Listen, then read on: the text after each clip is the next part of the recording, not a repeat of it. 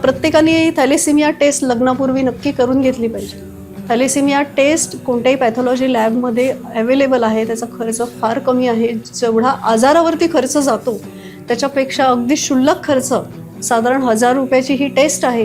Thalassaemia taste म्हणूनच म्हटली जाते. ती टेस्ट 100% लग्नापूर्वी करून घ्या.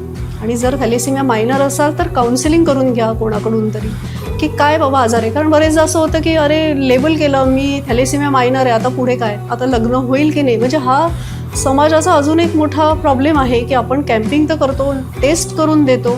आजवर आपण आपल्या संस्थेकडून साधारण 2,000 ते 2,500 टेस्टिंग करून दिले आहेत, काउन्सिलिंग करून दिले आहे. पण समाजाचा एक भाग असा आहे की आता तुम्ही लेबल करून दिले, आता आमच्या पोरीचं लग्न कसं होणार. परंतु जेव्हा ह्याच्या पुढे आपण काउन्सिलिंग करतो की हे जर तुम्ही लपवलं आणि जर तुमच्या त्या मुलीचं लग्न अशाच एखाद्या मुलाबरोबर झालं ज्याला पण थॅलेसिमिया मायनर आहे, तर त्याला होणाऱ्या बाळाचं काय पुढे.